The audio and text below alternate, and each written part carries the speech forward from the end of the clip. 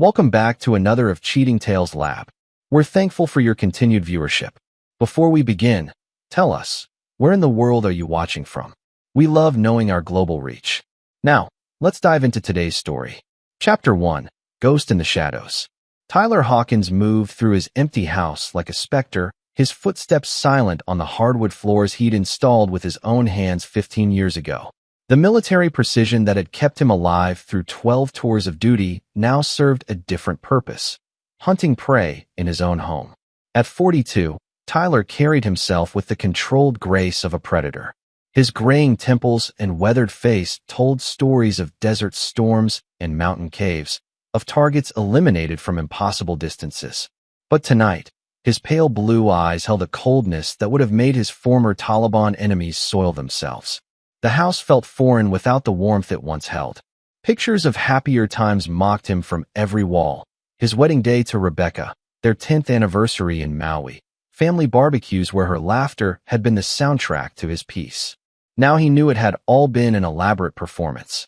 3 weeks ago, he'd returned early from a private security contract in Colombia, expecting to surprise his wife of 16 years. Instead, he discovered text messages on her carelessly abandoned phone. Messages that painted a picture of betrayal so complete, so calculated, that it made the enemy ambushes he'd survived seem like child's play. Rebecca wasn't just cheating, she was planning. Planning to take everything he'd built, everything he'd bled for. The house, his savings, his reputation. She and her muscle-bound lover had mapped out Tyler's destruction with the thoroughness of a military operation. But they'd made one critical error. They'd underestimated their enemy. Tyler had spent the last 3 weeks becoming invisible in his own life. He'd hired a private investigator named Cruz Valdez, a former Delta Force operator who specialized in matrimonial warfare. Cruz had provided photographic evidence, financial records, and most importantly, a complete dossier on Rebecca's new boyfriend, Brad Kowalski, 34, originally from Detroit. 6'5", 260 pounds of steroid-enhanced muscle. He owned a chain of supplement stores that barely turned a profit, lived in a rented penthouse he couldn't afford, and had a gambling problem that had cost him his previous marriage. He was everything Tyler wasn't: loud, flashy, and desperate to prove his worth through intimidation. What Brad didn't know was that Rebecca had specifically chosen him as her weapon against Tyler. She'd researched her husband's psychological profile, understanding that his military mind would see Brad as a direct physical threat. She wanted Tyler to react violently, to give her grounds for a restraining order and a favorable divorce settlement. But Rebecca had made the same mistake every enemy combatant Tyler had ever faced. She'd assumed she understood him. Tyler's phone buzzed. A text from Rebecca: "Won't be home tonight. Girls' night with Monica. Don't wait up." Monica was Rebecca's sister, and Tyler had already confirmed she was in Phoenix visiting their mother. Another lie in a web of deception that stretched back months, maybe years. He opened his laptop and reviewed the timeline Cruz had assembled. Rebecca's affair had begun 8 months ago, but her planning went deeper. She'd been slowly transferring money to accounts Tyler didn't know about. She'd been documenting every argument, every moment of tension in their marriage, building a case that would paint him as an unstable veteran prone to violence. The irony wasn't lost on him. She was creating the very monster she claimed he already was. Tyler's reflection caught in the darkened window, a man stripped of illusions, reduced to his most essential elements. In the desert, they'd called him Ghost for his ability to appear from nowhere and vanish without a trace. Tonight, the ghost was coming home. He picked up his encrypted phone and sent a single text to Cruz: "Phase 1 is go." The response came immediately: "Target acquired." They're at the Meridian Hotel, room 412. Tyler smiled for the first time in weeks, but it wasn't an expression anyone would want to see. It was the smile of a predator who'd finally cornered his prey after a long, patient hunt. He walked to his home office and opened the gun safe hidden behind his Bronze Star and Purple Heart. Inside, carefully maintained and loaded, were the tools of his former trade. But tonight wouldn't require a rifle. Tonight called for something more personal. As he prepared for the confrontation that would change everything, Tyler felt the familiar calm that preceded every successful mission. Rebecca and Brad thought they were playing a game of deception and manipulation. They were about to learn they'd brought knives to a gunfight with a professional killer. Chapter 2. The Web Unravels. The Meridian Hotel's elevator climbed silently toward the fourth floor as Tyler reviewed his intelligence one final time. Through Cruz's surveillance, he'd learned that Brad wasn't just Rebecca's lover.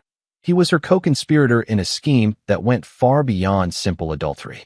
Rebecca had met Brad at his supplement store 6 months after joining the upscale gym he sponsored. What began as flirtation had evolved into a calculated partnership. Brad needed money to cover his mounting gambling debts, and Rebecca needed muscle to intimidate Tyler into a settlement that would leave him financially ruined. But their plan had deeper layers. Rebecca had been secretly recording their conversations, painting Tyler as a volatile veteran who frightened her. She'd documented every raised voice, every moment of frustration, building evidence for the restraining order she planned to file. Brad would then escalate conflicts, forcing Tyler into situations where his military training might take over. The goal was simple: provoke Tyler into violence, get him arrested, and claim the house and his substantial savings account as the victim of an abusive marriage. Tyler had to admire the sophistication of it. Rebecca had studied him like an enemy combatant, understanding his triggers and pressure points. She knew his sense of honor would prevent him from simply walking away from their marriage. She'd counted on his loyalty, his belief in their vows, to keep him trapped while she systematically destroyed him. The elevator chimed softly as it reached the fourth floor. Tyler moved down the hallway with practiced silence, his senses hyper-alert. He could hear voices from room 412, Rebecca's familiar laugh mixed with Brad's deeper tones. They were celebrating, probably toasting their success at manipulating the dangerous war veteran. Through his earpiece, Cruz's voice crackled softly. "Hotel security is clean. 2 guards downstairs, both focused on the lobby. You've got a clear exit through the service stairs." Tyler positioned himself outside the door, listening. Rebecca was explaining their next phase to Brad, her voice animated with excitement. "Tyler still thinks I'm with Monica. Tomorrow, I'll file the papers. I've got 3 months of documented incidents. Him losing his temper, the nightmares, his obsession with those damn guns. My lawyer says it's enough for a temporary restraining order." Brad's response rumbled with satisfaction. "And that's when I make my appearance. Show up at the house. Make sure he understands the new reality. Guy's been living in a fantasy where respect comes from uniform. Time he learned what real power looks like. Just remember," Rebecca cautioned, "we need him to throw the first punch. Everything depends on him looking like the aggressor." Tyler's jaw tightened. They weren't just destroying his marriage. They were constructing an elaborate frame job that would cost him his freedom, his reputation, and his future. He'd heard enough. Tyler used the keycard Cruz had acquired from his contact in hotel management. The lock disengaged with a soft click, and he stepped into the suite. Rebecca and Brad were on the couch, documents spread across the coffee table between champagne glasses. Rebecca wore the red dress he'd bought her for their anniversary 2 years ago. Brad was shirtless, his steroid-enhanced physique on full display. They looked up as Tyler entered, and the color drained from Rebecca's face. "Tyler," she gasped, her voice catching. "What are you doing here?" Brad stood slowly, his massive frame unfolding like a threat. "You weren't invited, old man. Time to leave." Tyler remained perfectly still, his expression neutral. "I was in the neighborhood. Thought I'd stop by and meet my replacement." Rebecca scrambled to gather the papers, but Tyler had already seen enough. Financial documents, property assessments, a timeline of fabricated incidents. The complete blueprint of his destruction. "This isn't what it looks like," Rebecca said, her voice taking on the tone she'd used during their marriage whenever she'd been caught in a smaller lie. "Really?" Tyler's voice remained conversational, almost curious. "Because it looks like my wife and her boyfriend planning to destroy my life through fraud and manufactured evidence." Brad stepped forward, flexing his shoulders in a display of intimidation that might have worked on someone else. "You need to walk away right now, before things get ugly." Tyler smiled, the same cold expression that had been the last thing many enemies had seen. "Define ugly, Brad."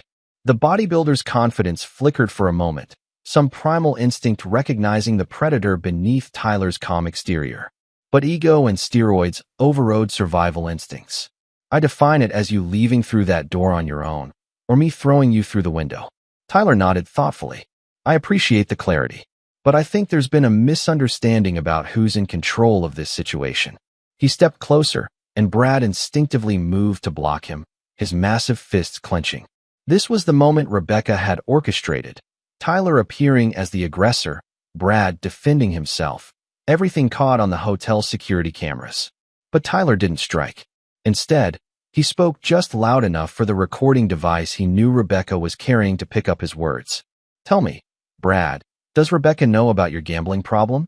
The one that cost you your marriage and put you in debt to some very unpleasant people. Brad's face went pale. What are you talking about? Marcus Torino sends his regards. He's very interested in collecting the $120,000 you owe him. The name hit Brad like a physical blow. Marcus Torino was Detroit's most feared loan shark, a man whose debt collection methods made headlines in the crime section. Rebecca looked confused, but Brad understood immediately. Somehow, Tyler had found his deepest, most dangerous secret. How do you? Brad started, then stopped, realizing the implications. Tyler's smile widened. I told you there was a misunderstanding. You thought you were the hunters in this little game. He turned toward the door, then paused. Oh, and Rebecca? Monica called. She wanted to thank you for the Christmas card you sent to Phoenix. Funny thing about phone records, they're admissible in court. As Tyler walked away, he heard Rebecca's sharp intake of breath and Brad's confused questions. They were beginning to understand that their perfect plan had been compromised from the beginning. But they had no idea how completely Tyler had turned their own trap against them. Chapter 3. The Confrontation. The parking garage beneath Tyler's office building had been chosen for a reason. Concrete walls, limited exits, and no surveillance cameras in the specific corner where he'd arranged to meet Brad. Some conversations required privacy. Tyler arrived first, positioning himself with clear sight lines and an escape route. Old habits died hard, and tonight those habits might save his life. Brad's BMW roared down the ramp 15 minutes later, its engine echoing off the concrete walls like thunder. The bodybuilder emerged from the car with the swagger of a man accustomed to intimidating his way through problems. But his confidence was manufactured now. Tyler could see it in the tension around his eyes, the way his massive hands clenched and unclenched. The revelation about Marcus Torino had shaken him, made him realize this wasn't the simple intimidation job he'd signed up for. You wanted to talk, Brad called out, his voice echoing in the empty space. Here I am. Tyler stepped out of the shadows, moving with the fluid grace that marked him as dangerous to anyone who knew what to look for. I wanted to give you a chance to walk away. Last chance, actually. Brad laughed, but it sounded forced. Walk away from what? From Rebecca? From the best thing that's happened to me in years. From the woman who's using you as a weapon against me, then planning to discard you the moment she gets my money. The words hit their target. Tyler could see the doubt flickering across Brad's features, the same doubt that had been growing since their conversation at the hotel. You're lying, Brad said, but his conviction was wavering. Tyler pulled out his phone and played an audio recording. Rebecca's voice filled the garage, crystal clear. Brad's useful for now, but I can't be seen with a loser like him long term. Once Tyler's out of the picture and I have the settlement, I'll find an excuse to get rid of him. Brad's face darkened with fury and betrayal. Where did you get that? She's been recording you too, Brad. Building evidence that you coerced her into the affair, that you threatened her if she didn't help you get to my money. You're not her partner. You're her scapegoat. The truth hit Brad like a physical blow. He'd been so focused on the money, so desperate to solve his gambling problem, that he'd never considered Rebecca might be playing a deeper game. But that doesn't change anything, Brad said, his voice hardening. I still need that money. Marcus isn't going to care about hurt feelings when he comes collecting. Tyler nodded. Which brings us to why we're really here. He gestured around the empty garage. Privacy. No witnesses. No cameras. Just two men settling things the way men do. Brad's confidence returned, bolstered by the familiar prospect of physical violence. This was his element. Intimidation through superior size and strength. Be smart and walk away before I break your neck, Brad growled, flexing his biceps in a display that had worked on countless gym rivals and bar opponents. She doesn't want you anymore, old man. Tyler smiled calmly, the expression that had preceded the death of so many enemies in so many foreign battlefields. Funny thing about muscles, they don't stop bullets. And after 12 years as a Navy SEAL sniper, I've never missed a target. Brad's cocky grin faded as a red laser that appeared on his forehead, dancing slightly as his heart rate spiked with sudden terror. Then it happened. The laser vanished, but Tyler's hand remained steady on the concealed pistol that had created it. Brad stood frozen, finally understanding the difference between gym strength and combat lethality. I could end you right here, Tyler said conversationally. Self-defense. You threatened me. I felt fear for my life. With your history of violence and steroid abuse, no jury would convict me. Brad's breathing was shallow, his massive frame trembling slightly. What do you want? I want you to understand your situation. Marcus Torino knows where you are. Rebecca is planning to throw you under the bus, and I have the skills to make you disappear without a trace. Tyler holstered his weapon but kept his hand ready. Or, you can take option 2. What's option 2? Tyler pulled out an envelope and tossed it at Brad's feet. Plane ticket to Mexico City. $20,000 in cash. Enough to start over somewhere Marcus will never find you. Brad stared at the envelope like it might explode. Why would you help me? Because I don't want to kill you, Brad. I want something else. Tyler's smile turned predatory. I want you to disappear completely. Leave Rebecca to face the consequences of her choices alone. Let her explain to her lawyer why her muscle walked away. Let her deal with the financial mess she's created without her intimidation factor. Brad picked up the envelope with shaking hands. Inside was exactly what Tyler had promised. A ticket and enough money to start fresh. What's the catch? No catch. Just consequences. If you ever come back, if you ever contact Rebecca again, if you so much as think about causing me problems, I'll find you. And when I do, there won't be any offers of mercy. Brad looked around the garage, finally understanding that he'd been completely outmaneuvered. Rebecca had used him, Tyler had trapped him, and his only choice now was exile or death. The plane leaves in 3 hours, Tyler said. I suggest you don't miss it. As Brad walked toward his car, Tyler called out one final time.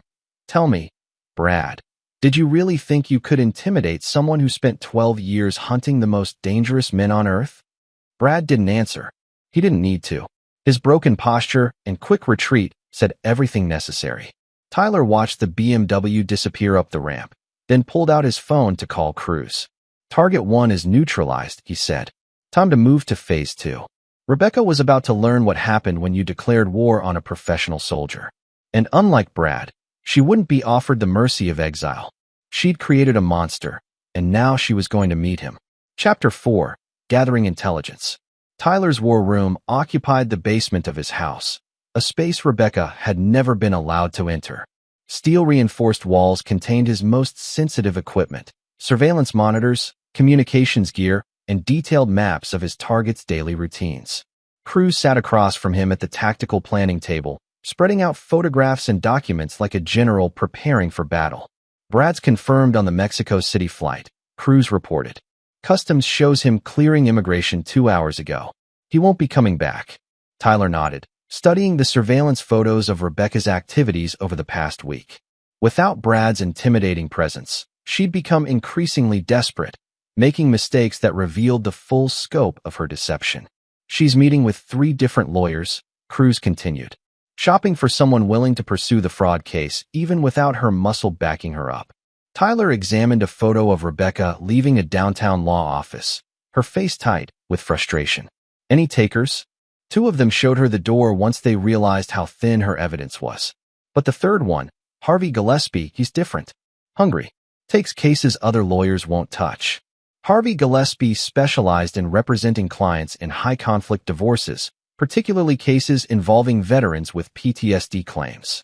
His reputation was built on aggressive tactics and media manipulation, turning divorce proceedings into public battles that destroyed his opponents' reputations.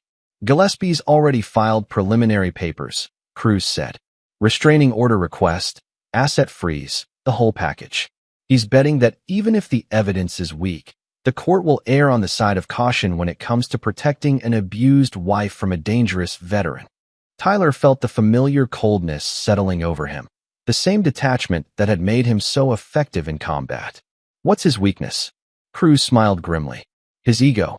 Gillespie can't resist a high-profile case, especially one that might get immediate attention.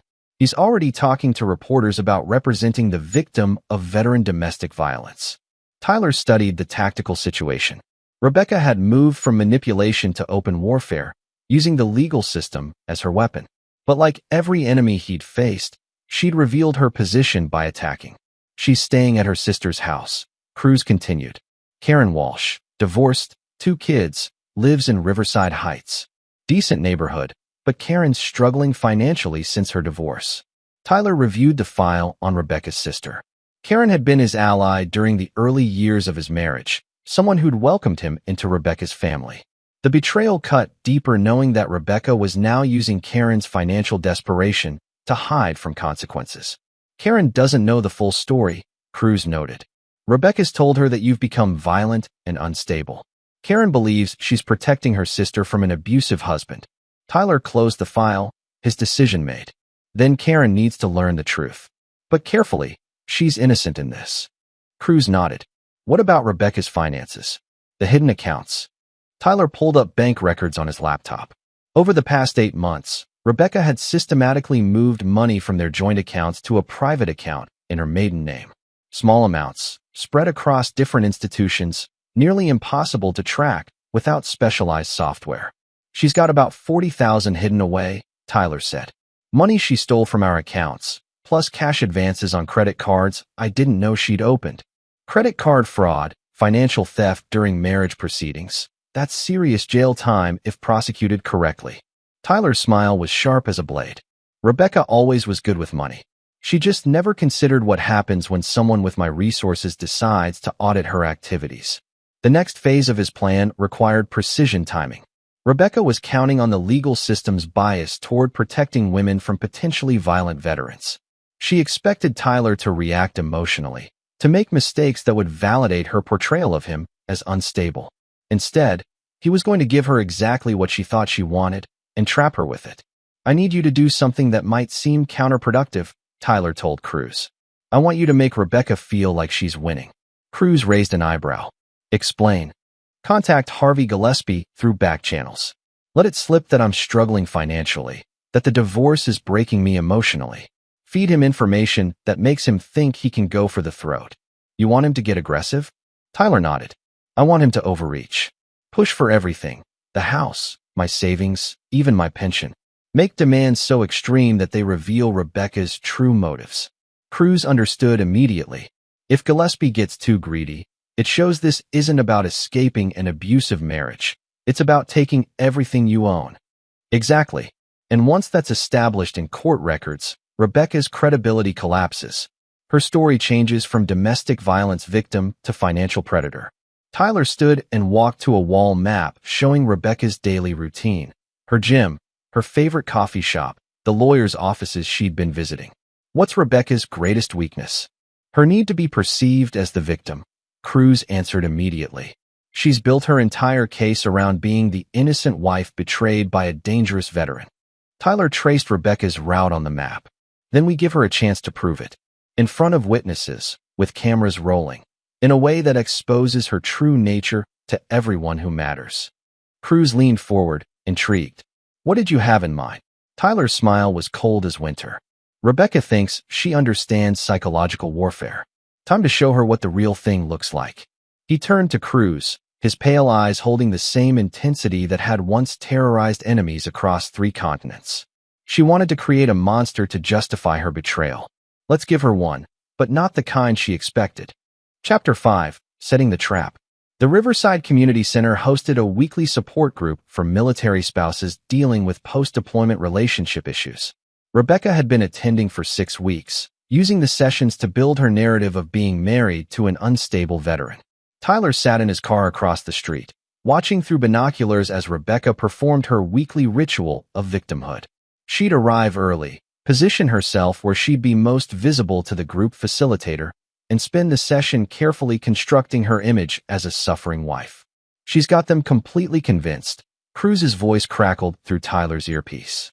I've been monitoring the sessions through our contact inside.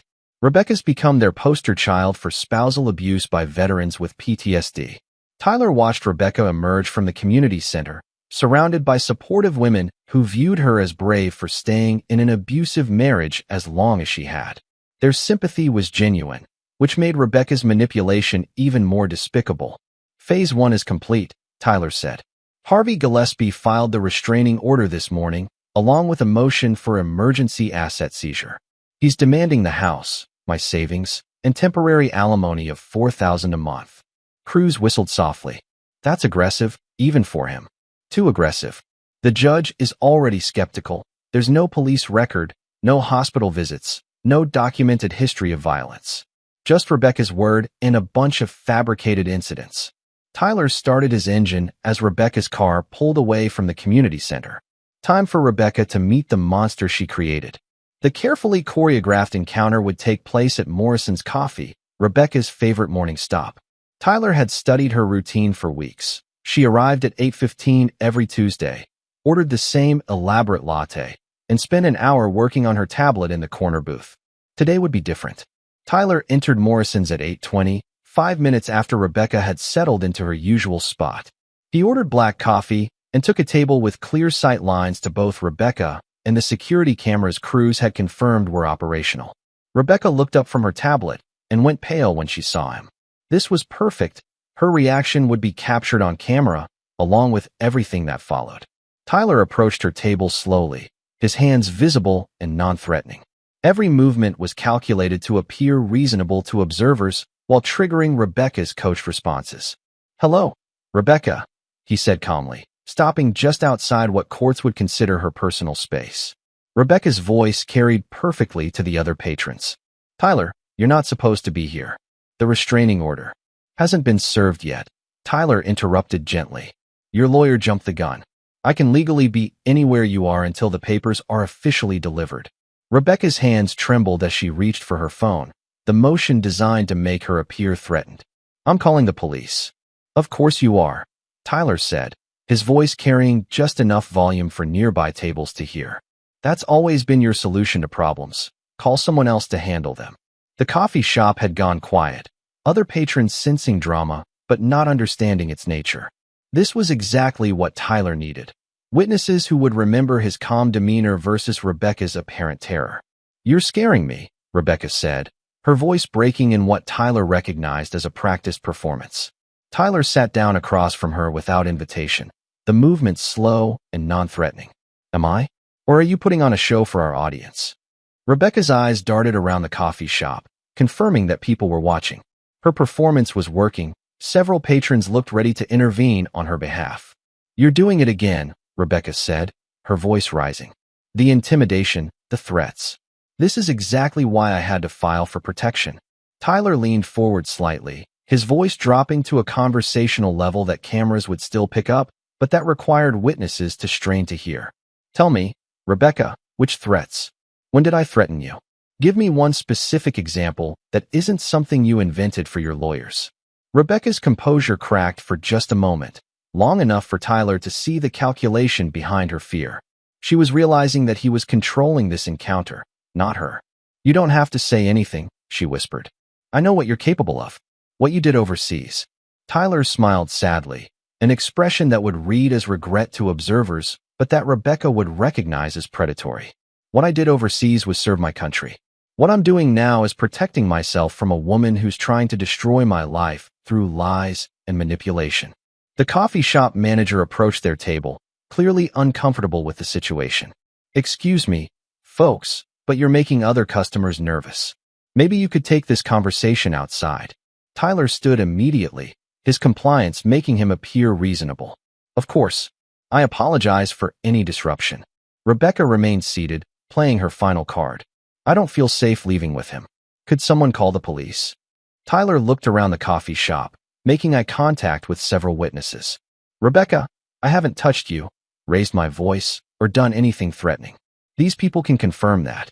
Several patrons nodded, their expressions showing confusion about why Rebecca seemed so terrified of such a calm interaction.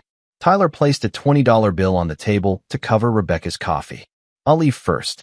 You can stay as long as you need to feel safe." As he walked toward the door, Tyler heard Rebecca making frantic phone calls. First to Harvey Gillespie, then to 911. reporting that her estranged husband had violated a restraining order that hadn't been served and had threatened her in ways she couldn't specifically articulate. Outside, Cruz was waiting in his surveillance van. Beautiful work. She looked completely unhinged by the end. Tyler got into his own car, satisfied with the morning's results. She'll spin this as intimidation, but the witnesses saw something different. A calm man and a hysterical woman performing for an audience. His phone buzzed with a call from his lawyer, David Chun, who'd been retained to handle the divorce proceedings. "Tyler, I just got a call from Harvey Gillespie. He's claiming you violated the restraining order and physically threatened Rebecca at a coffee shop." Tyler smiled. "Good. Tell him I look forward to examining the security footage and witness statements in court. And David, make sure to subpoena the coffee shop's cameras. The footage will be very educational." As he drove away from Morrison's, Tyler felt the satisfaction of a perfectly executed operation. Rebecca had played her part exactly as he'd predicted, but in doing so, she'd revealed the calculated nature of her victimhood. Phase 2 was complete. Now came the hard part, destroying her completely while making it look like she'd destroyed herself. Chapter 6. The Squeeze begins.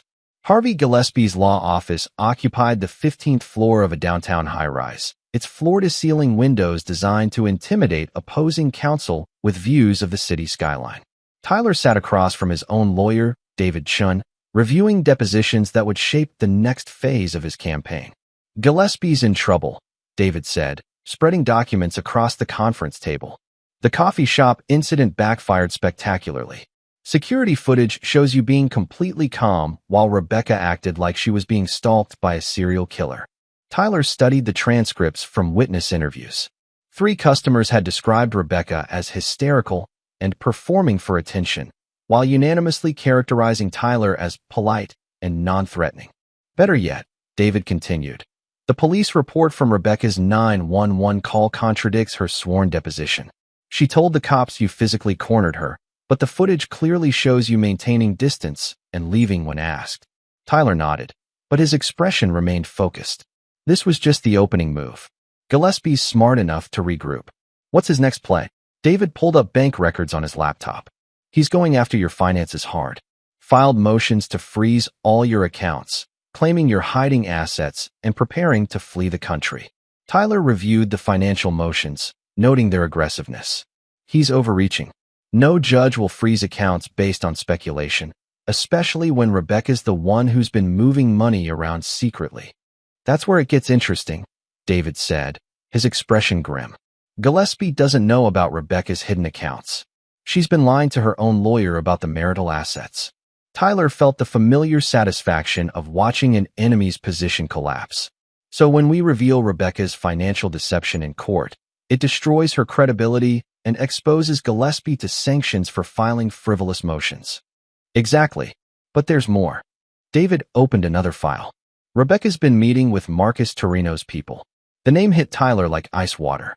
Marcus Torino, the Detroit loan shark who'd been hunting Brad, was now involved in Tyler's domestic situation. "Explain." David showed him surveillance photos Cruz had provided. Rebecca entering a restaurant known to be a front for Torino's operations, sitting across from a man identified as Vincent Scarano, Torino's lieutenant in charge of debt collection. Best we can tell, Rebecca reached out to Torino after Brad disappeared. "She's trying to use you as bait. Convince Torino that you're responsible for Brad's vanishing act, that you have information about Brad's whereabouts." Tyler studied the photographs, his tactical mind analyzing the implications. "She's playing with forces she doesn't understand. Torino isn't some gym bully she can manipulate. It gets worse. Scarano's been asking questions about your military background, your financial situation, your daily routine. Rebecca's giving them intelligence on you." Tyler felt the cold rage that had sustained him through countless combat missions. Rebecca had crossed a line that put him in mortal danger, involving organized crime in their personal dispute. What does Torino want? Brad owed him $120,000. With Brad gone, Torino wants to collect from someone. Rebecca's convinced him that you either know where Brad is or have assets worth pursuing. Tyler stood and walked to the window, looking down at the city where somewhere, dangerous men were planning to collect a debt he didn't owe from money he'd never stolen. "This changes everything," he said finally. "Rebecca's not just trying to destroy my marriage and finances. She's putting my life at risk. David closed the files, his expression worried. What do you want to do? Tyler turned back to face his lawyer, and David was startled by the transformation in his client's demeanor. Gone was the measured, careful approach of a man working within legal boundaries. In its place was something far more dangerous, a professional killer who'd been threatened by amateurs playing games they couldn't win. I want you to accelerate the divorce proceedings.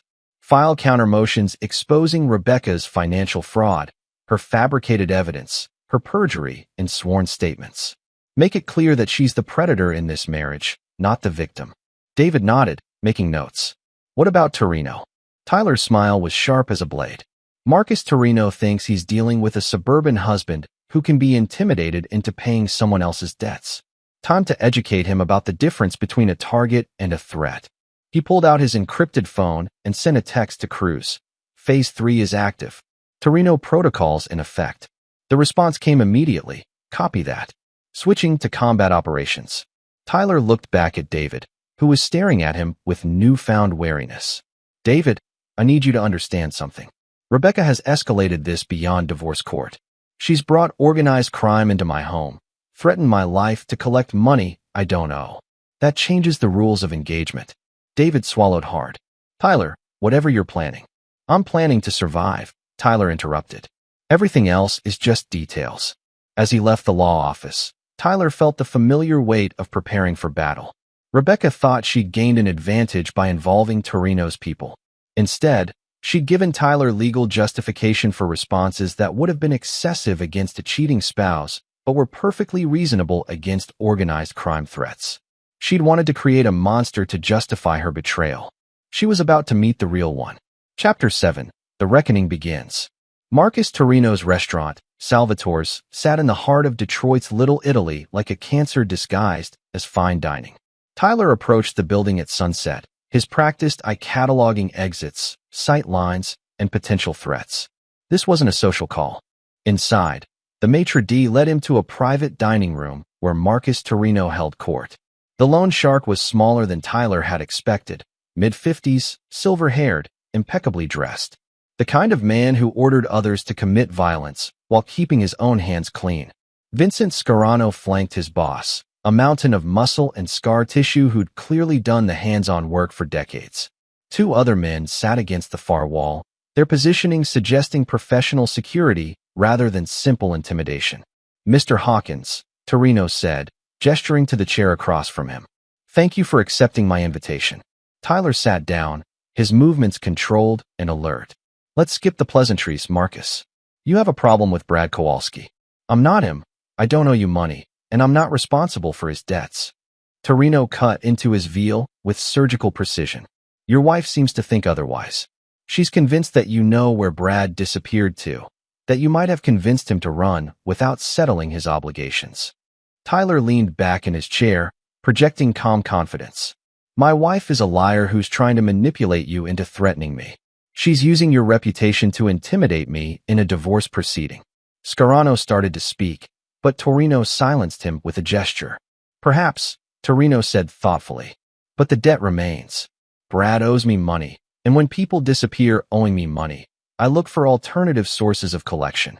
Tyler smiled coldly. I understand you're a businessman, Marcus. So let me explain the business reality of this situation. He leaned forward, his voice dropping to a conversational tone that somehow made him more threatening than if he'd shouted. I'm not some suburban husband you can intimidate. I'm a former Navy SEAL with 12 years of combat experience and a very specific set of skills. If you or your people threaten me, you won't get your money. You'll get a war you can't win. Scarano bristled at the perceived disrespect, but Torino studied Tyler with newfound interest. You know, Torino said, your wife mentioned you might say something like that. She said you suffer from PTSD, that you make threats you can't back up because you're mentally unstable. Tyler's expression didn't change, but something in his eyes made Scarano unconsciously step back. Vincent, Tyler said, addressing the enforcer directly, how many men have you killed? Scarano blinked, caught off guard by the question. What? It's a simple question. In your career as a collector for Marcus, how many people have you actually killed? Not beaten, not intimidated, killed. Scarano looked to his boss, uncertain how to respond. Tyler nodded. I thought so. Let me answer for you. I've killed 47 people in direct combat, not counting drone strikes or artillery calls. 47 men who were trying to kill me, in places where the only law was who was faster and more ruthless. The room had gone completely silent. Tyler reached into his jacket slowly, withdrawing a manila envelope. This contains photographs of your home, Marcus, your wife's daily routine, Vincent's apartment building, the school where your daughter teaches 3rd grade. Torino's face went pale as he opened the envelope. Inside were surveillance photos showing his most private moments. Entering his supposedly secret penthouse, his wife shopping at markets she thought were secure, his daughter leaving the elementary school where she worked. I had these taken this morning. Tyler continued conversationally. If I can get close enough to photograph them, I can get close enough to end them. Scarano's hand moved toward his jacket, but Tyler's next words stopped him cold. Vincent, there's a laser sight trained on your chest right now. My spotter has you in his crosshairs from the building across the street. If you draw that weapon, you'll be dead before it clears leather. Scarano looked down to see the red dot dancing over his heart, just as Brad had experienced in the parking garage. Torino sat back in his chair, his expression a mixture of fear and professional respect. You're serious. Dead serious. Here's what's going to happen, Marcus. You're going to forget Brad Kowalski exists. You're going to tell my wife that you're not interested in collecting debts from me. And you're going to make sure none of your people ever approach me or my property again. Tyler stood, leaving the photographs on the table. In return, I won't eliminate your entire organization as a threat to my continued existence. Torino stared at the pictures of his family, understanding that he'd been completely outplayed by an enemy he'd underestimated. And if I refuse? Tyler's smile was the expression of a predator who'd cornered helpless prey. Then tomorrow morning, you'll wake up to discover that everyone you care about has vanished in the night.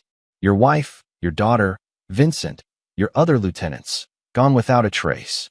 He leaned over the table, his voice dropping to a whisper that somehow carried more menace than screaming. I spent 12 years making people disappear, Marcus. Entire terror cells would go to sleep and never wake up. You think a small-time loan shark and his crew would present a challenge? Torino looked at Scarano, who was sweating despite the restaurant's air conditioning. The red laser hadn't moved from his chest. We have an understanding, Torino said finally. Tyler nodded and walked toward the door. Oh, and Marcus? When Rebecca calls asking why you're not collecting her husband's debts, tell her exactly what I told you. Word for word. As Tyler left the restaurant, he heard Torino barking orders to his men. Damage control for a situation that had spiraled completely out of their control. Outside, Cruz's voice crackled through his earpiece. Target neutralized. Torino's people are standing down. Tyler smiled grimly as he walked to his car. Rebecca had thought involving organized crime would give her leverage over him. Instead, she'd given him legal justification for eliminating threats to his safety. But more importantly, she'd revealed just how far she was willing to go to destroy him. That knowledge would be crucial for the final phase of his revenge. Because Tyler was done playing defense, it was time for Rebecca to learn what total war actually looked like. Chapter 8. The Final Gambit. Rebecca's world began collapsing on a Tuesday morning when Harvey Gillespie's law firm was raided by the FBI. Tyler watched the news coverage from his war room, satisfied as federal agents carried boxes of evidence from the offices of the lawyer who'd tried to destroy him. Financial fraud, racketeering, conspiracy. Gillespie's looking at 20 years minimum, Cruz reported, monitoring multiple news channels. Turns out your divorce wasn't his only case involving fabricated evidence and witness intimidation. Tyler nodded, but his attention was focused on a different screen showing Rebecca's panicked phone calls. Without Gillespie, her legal strategy had collapsed overnight. No reputable lawyer would touch a case built on such obviously fraudulent evidence. She's desperate, Tyler observed, watching Rebecca pace frantically in her sister's living room through the surveillance feed. Desperate people make mistakes. His phone rang. Rebecca, calling from Karen's house. Tyler, we need to talk. Rebecca's voice was strained, the confident manipulation replaced by genuine fear. Hello, Rebecca. I assume you've heard about Harvey's legal troubles. This is your doing, isn't it? You destroyed my lawyer, turned Torino against me, made Brad disappear. Tyler interrupted her gently. I defended myself against your attacks. There's a difference. Rebecca's voice broke with genuine emotion for the first time in months. What do you want from me? Tyler considered the question carefully. What did he want? Revenge was too simple, too crude for what Rebecca had done to him. She'd systematically tried to destroy not just his marriage, but his life, his reputation, his future. I want justice, Rebecca. I want you to face the consequences of your choices. I'll withdraw the restraining order. Drop the divorce proceedings. We can work this out. No, Tyler said firmly. You crossed lines that can't be uncrossed. You involved organized crime in our personal dispute. You tried to have me framed for domestic violence. You stole money from our joint accounts and committed perjury in court. Rebecca's breathing was audible over the phone. What are you going to do to me? Tyler's voice remained conversational, which somehow made his words more terrifying. I'm going to let you destroy yourself, Rebecca. I'm simply going to stop protecting you from the consequences of your own actions. The line went silent for a long moment. I'm pregnant, Rebecca said suddenly. Tyler felt like he'd been punched in the stomach. What? I'm pregnant, Tyler. 8 weeks. It's yours. Tyler closed his eyes, his mind racing through the implications. If true, this changed everything. A child would complicate any revenge, would require him to maintain some connection to Rebecca for the rest of his life. Prove it, he said finally. What? Prove it's mine. Paternity test, medical records, blood work showing conception dates. If you're carrying my child, I'll know within 24 hours. Rebecca's silence told him everything he needed to know. It's Brad's, isn't it? Tyler asked. That's why you're really desperate. You're pregnant with another man's child, your lawyer's been arrested, and you're facing criminal charges for fraud and perjury. Rebecca's sob was barely audible. Tyler, please. The pregnancy is why Brad disappeared when I confronted him. Tyler continued, pieces falling into place. He knew you were pregnant, knew it might be his, and he couldn't handle the responsibility. Tyler stood and walked to his wall map, tracing Rebecca's movements over the past weeks. How long were you planning to let me believe the child was mine? Until after the divorce settlement? Until you'd taken everything I owned to support another man's baby? It doesn't have to be like this, Rebecca whispered. We can still fix this. Tyler's voice went cold as Arctic wind. No, Rebecca, we can't. You've lied about everything else. Your affair, your evidence, your finances, your motives. Why would I believe you about this? He ended the call and immediately contacted his lawyer. David, I need you to file motions demanding DNA evidence from Rebecca. If she's pregnant, we need to establish paternity before any divorce settlement is finalized. David's voice was careful. Tyler, if the child is yours, then I'll take full custody and raise it properly. But if it's not mine, I want Rebecca prosecuted for attempted fraud. Add it to the perjury charges and the financial theft. Tyler walked upstairs to his kitchen, where he poured himself a drink and stared out at the backyard where he'd once imagined playing with children. Rebecca had poisoned even that dream with her deception. His phone buzzed with a text from Cruz. Rebecca just left her sister's house. She's heading toward downtown. Looks like she's running. Tyler wasn't surprised. With her lawyer arrested, her muscle vanished, and her pregnancy exposed as another manipulation attempt, Rebecca had no moves left except escape. But Tyler had anticipated this too. Cruz, maintain surveillance, but don't intercept. Let her run. She'll lead us to assets she's hidden, people she's involved, evidence we haven't found yet. Copy that. What if she tries to leave the state? Tyler smiled grimly. She won't get far. I've already notified the court that she's a flight risk. There's a hold on her passport, and law enforcement has been alerted to watch for her at airports and border crossings. As night fell, Tyler sat in his war room monitoring Rebecca's desperate flight. She was making exactly the mistakes he'd predicted, withdrawing cash from hidden accounts, contacting people who could incriminate her, creating a digital trail that would make prosecution inevitable. Rebecca had spent months planning his destruction, but she'd never considered what would happen if her plans failed. Now she was learning the difference between manipulation and strategy, between playing games and fighting wars. Tyler had been patient, methodical, and ruthless. He'd turned every weapon she'd used against him back on her, making her destroy herself with her own lies and deceptions. Soon, it would be over. Rebecca would face justice for her crimes, and Tyler would finally be free of the woman who tried to steal his life. But first, he wanted her to understand exactly how completely she'd been defeated. Chapter 9. Ghost Protocol. Rebecca's capture came at dawn on the third day of her flight, when state troopers found her sleeping in her car at a rest stop outside Phoenix. Tyler watched the arrest on live television, feeling no satisfaction, only cold completion of a necessary task. The final confrontation took place in the county jail's visitor room, separated by reinforced glass and monitored by cameras. Rebecca looked haggard, her carefully maintained appearance replaced by the hollow-eyed desperation of someone who'd lost everything. "You look tired," Tyler said, settling into the chair across from her. Rebecca's voice was barely audible through the intercom. "You destroyed my life." "No," Tyler corrected gently. "You destroyed your own life. I simply stopped letting you destroy mine." Rebecca stared at him through the glass, searching for some trace of the man she'd married 16 years ago. "When did you become so cold?" Tyler considered the question seriously. "I think it was when I realized that the woman I loved never existed." "You've been performing our entire marriage, haven't you? Playing the role of devoted wife while planning my destruction." Rebecca's composure cracked, revealing genuine emotion for the first time. "I did love you. At first. But you changed after the deployments. You became distant, cold. I felt like I was married to a stranger. So you decided to betray that stranger instead of trying to save your marriage." Rebecca wiped her eyes with the back of her hand. "I made mistakes. You committed crimes," Tyler interrupted. "Financial fraud, perjury, conspiracy, involving organized crime in a domestic dispute. These weren't mistakes, Rebecca. They were calculated attacks designed to destroy an innocent man."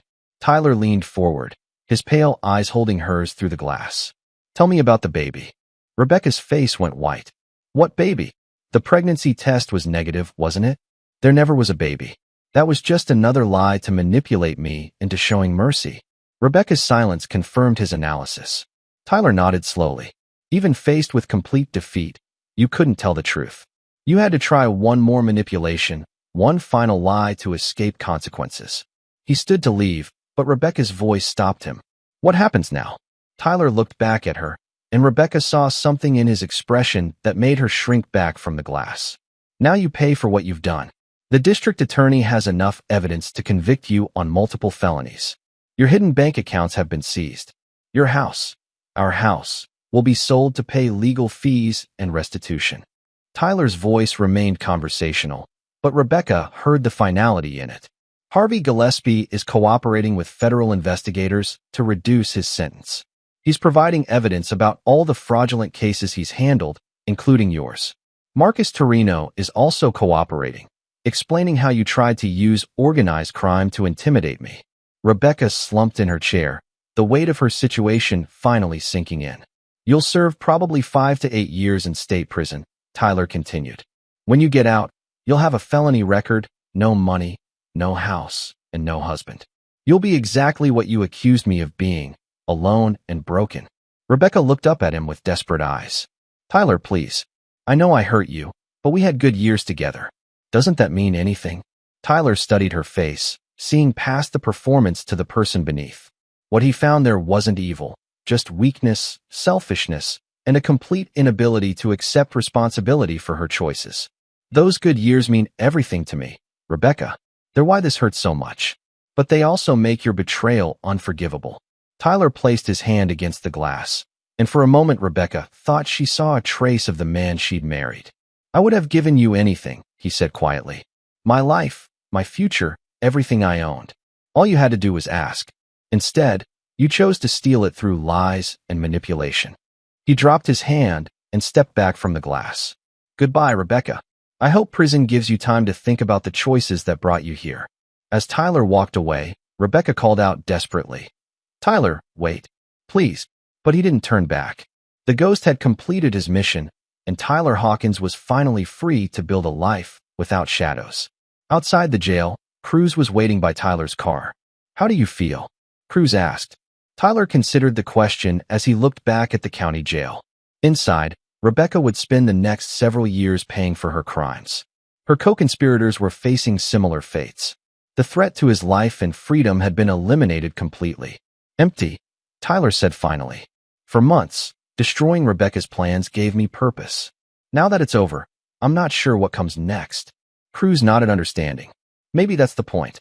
For the first time in years, you get to decide your own future instead of reacting to someone else's agenda. Tyler got into his car and started the engine. As he drove away from the jail, he felt something he hadn't experienced since before his first deployment: possibility. Rebecca had tried to write the ending to his story, casting him as the dangerous veteran destroyed by his own violence. Instead, Tyler had written his own ending, one where justice prevailed and predators faced consequences for their actions. The ghost had completed his final mission. Now Tyler Hawkins could finally come home. Epilogue.